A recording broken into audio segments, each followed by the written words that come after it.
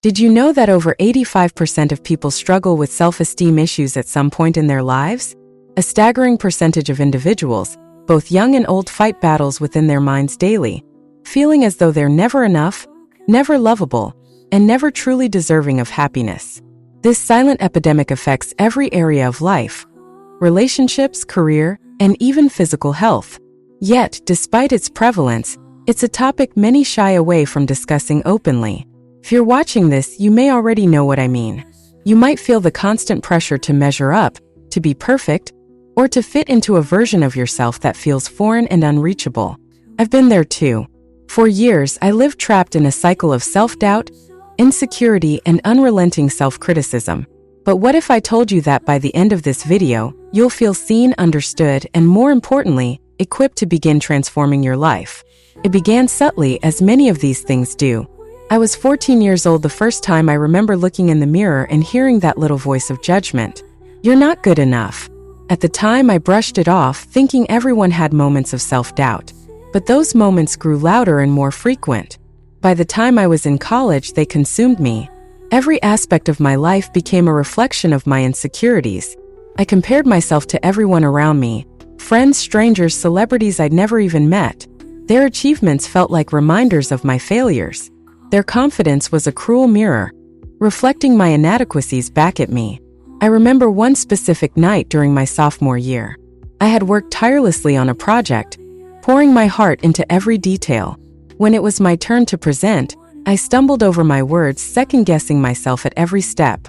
My professor's feedback was constructive, but all I heard was that I wasn't good enough. I went home that night and cried for hours, questioning why I even bothered trying. By my mid-20s, things had spiraled out of control. The voice in my head wasn't just critical, it was cruel. I avoided opportunities because I feared failure. I sabotaged relationships because I couldn't believe anyone could truly love me.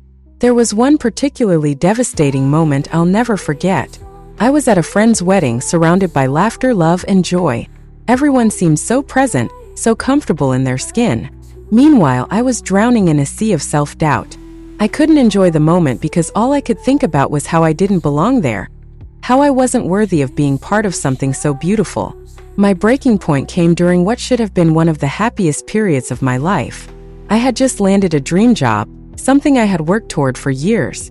But instead of celebrating, I was overwhelmed by imposter syndrome. I constantly felt like a fraud, waiting for the moment someone would expose me. One night, I sat alone in my apartment, staring at the walls, feeling completely empty. The weight of my self-loathing was suffocating. I asked myself, is this all there is? Am I destined to feel this way forever? If any part of my story resonates with you, I want you to know you're not alone. The journey to self-acceptance isn't easy, but it's one of the most transformative paths you can take.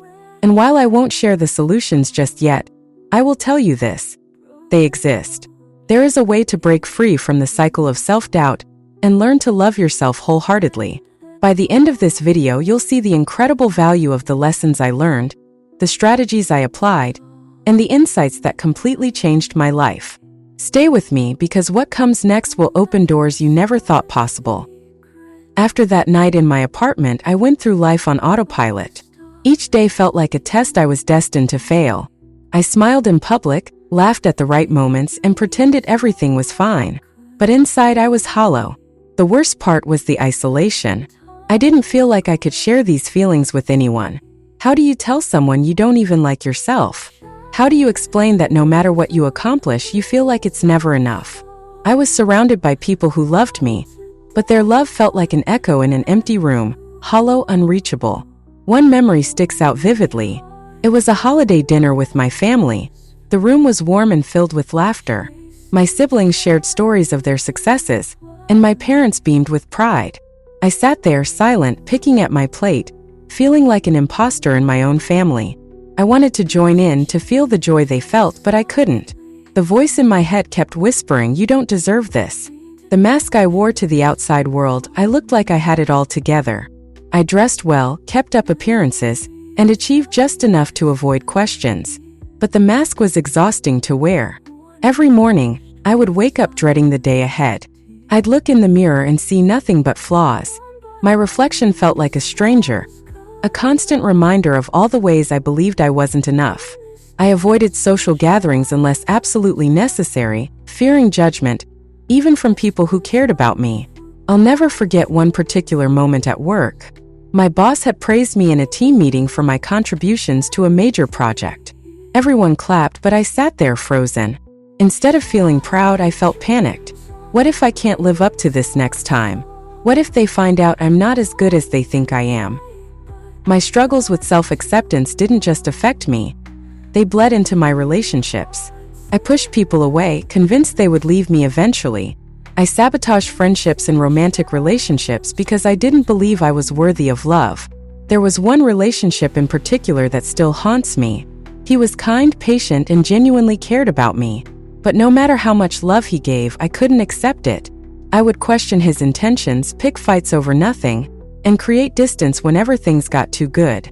One day, he sat me down and said, "I can't keep loving someone who doesn't love themselves." His words shattered me, but he was right. The lowest point came when I realized I couldn't even be kind to myself in the smallest ways. I was harsh, critical, and unforgiving. Every mistake, no matter how minor, felt like proof that I was unworthy. There was one evening when I was scrolling through social media, comparing myself to everyone I saw. It was a dangerous spiral. Seeing the curated perfection of others' lives only deepened my feelings of inadequacy. I found myself crying uncontrollably, not because of what I saw, but because of what I felt inside. An emptiness so vast it seemed impossible to fill. I thought, is this it? Is this all I'm ever going to be? Even in the darkest moments, there was a part of me that refused to give up completely. I knew deep down that something had to change. I just didn't know how. But here's the thing. The journey toward self-acceptance is possible. It's not easy, but it's worth it. I want you to know that every tear, every moment of doubt, and every step backward can be transformed into a stepping stone toward the life you deserve. In the next part of this video, I'll share the pivotal moments that shifted everything for me. The tools, strategies, and insights that helped me break free from the cycle of self-doubt and embrace radical self-love are within reach. Stay with me. You're closer to change than you think. This story isn't just mine. It's yours too.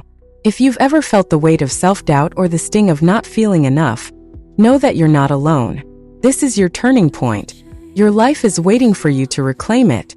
Let's take the next step together. The moment I realized I had to change was both terrifying and liberating.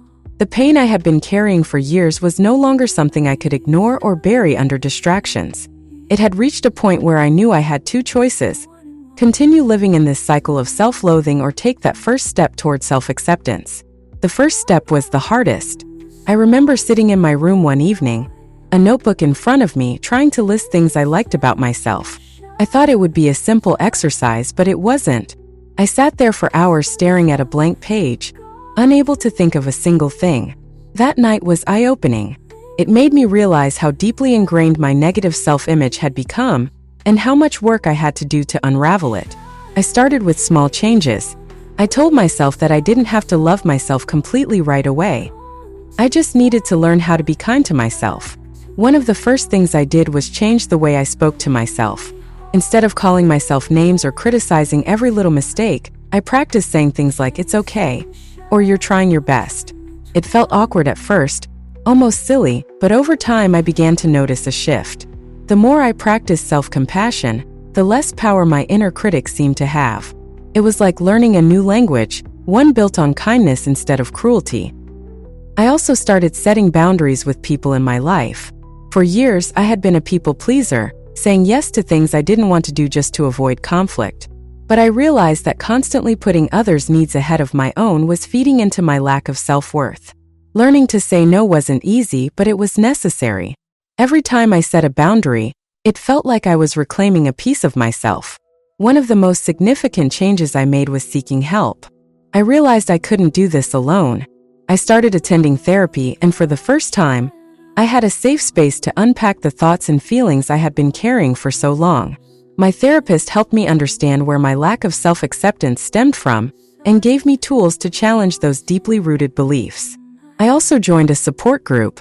At first, I was hesitant to share my story with strangers, but hearing others open up about their struggles was comforting.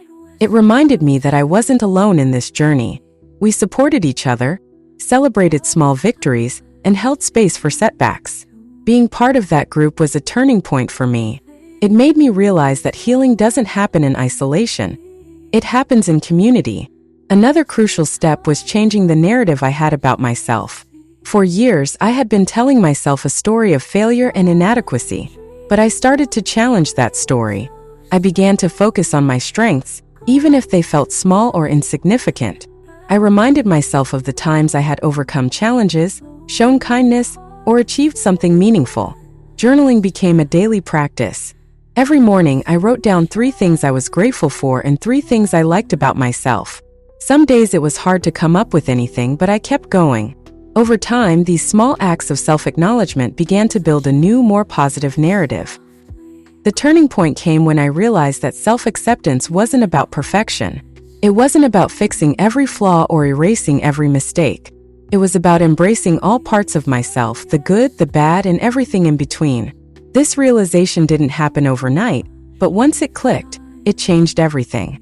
I started to see myself not as a problem to be solved, but as a person to be loved. I allowed myself to feel proud of my achievements and forgive myself for my mistakes. I stopped comparing myself to others and started focusing on my own journey. One of the most impactful things I did was surround myself with positivity. I curated my social media feeds to include accounts that promoted self-love and mental health awareness. I read books, listened to podcasts, and consumed content that reinforced the idea that I was enough just as I was. I also began practicing mindfulness, taking a few minutes each day to sit quietly, breathe, and focus on the present moment helped me reconnect with myself. It reminded me that I didn't have to be perfect to be worthy of love and acceptance. As I moved further along in my journey, I discovered that the right resources could make a world of difference. That's where the book Embracing Love for Yourself, A Guide to Radical Self-Acceptance, came into play. This book wasn't just another self-help guide. It felt like a lifeline, packed with expert advice and actionable strategies that resonated deeply with me. The content was transformative, offering a step-by-step approach to overcoming self-doubt and building a foundation of self-love. The insights in this book helped me understand my struggles on a deeper level and gave me the tools I needed to move forward. It's not an exaggeration to say that this book changed my life. If you're ready to take the first step toward self-acceptance and transform your life, I highly recommend grabbing a copy. You can find the digital version at libriffy.com. The link is in the description. Don't wait. Your journey to self-love starts today. It's incredible how much life can change once you begin embracing yourself fully. After years of living in a mental fog, consumed by self-doubt and criticism, I started to feel a lightness I hadn't experienced in years. I began to truly live, not just exist. Every day wasn't perfect, and healing wasn't linear. But the process taught me that progress doesn't mean never stumbling. It means learning to pick yourself up, dust yourself off, and keep moving forward with love and compassion for yourself. The more I leaned into self-acceptance, the more I realized how it spilled into every other part of my life. My relationships improved. When I started valuing myself, I noticed I was more capable of setting boundaries and creating healthier connections with others. At work, I stopped holding myself back out of fear of failure. I started advocating for my ideas and believing in my ability to contribute meaningfully. And my mental health saw the most profound transformation. I woke up each day with more gratitude, more resilience, and most importantly, more love for the person I was becoming. Self-acceptance isn't just about surviving, it's about thriving. And for the first time, I felt like I was thriving. Looking back now, it's almost surreal to think about the person I used to be. I was so trapped in a cycle of self-hatred that I couldn't see a way out.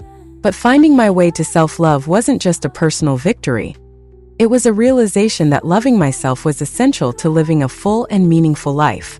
I also learned that self-acceptance is an ongoing journey. There's no final destination where you suddenly become perfect and never have a bad day. But that's okay because perfection was never the goal. What matters is showing up for yourself every day, no matter how messy or imperfect it may look. What matters is choosing love over judgment, kindness over criticism, and grace over harshness. The tools and practices I implemented along the way were instrumental in my transformation. Therapy gave me a safe space to unravel years of negative self-talk. Journaling allowed me to reflect on my progress and create new, positive narratives. Practicing mindfulness helped me stay present and grounded. And surrounding myself with positive, uplifting resources kept me motivated when the journey felt overwhelming. Among these resources, one stands out as a game changer: Embracing Love for Yourself, A Guide to Radical Self-Acceptance. This book is more than just pages of advice. It's a roadmap for anyone struggling to find their worth and embrace who they are. What sets this book apart is its practical approach. The expert insights, actionable strategies, and empowering exercises it offers are unlike anything I've come across before. It's not just a book, it's a guide to transformation. If you've been waiting for a sign to take that first step toward self-acceptance, this is it. I can't recommend this book enough. It helped me reclaim my life, and I truly believe it can help you do the same. Get your digital copy at libriffy.com. The link is in the description. And start your journey today. It's time to embrace the love you've always deserved, the love for yourself. You can get a digital copy by clicking the link in the description. Don't forget to subscribe and hit the notification bell. Thanks for watching, and see you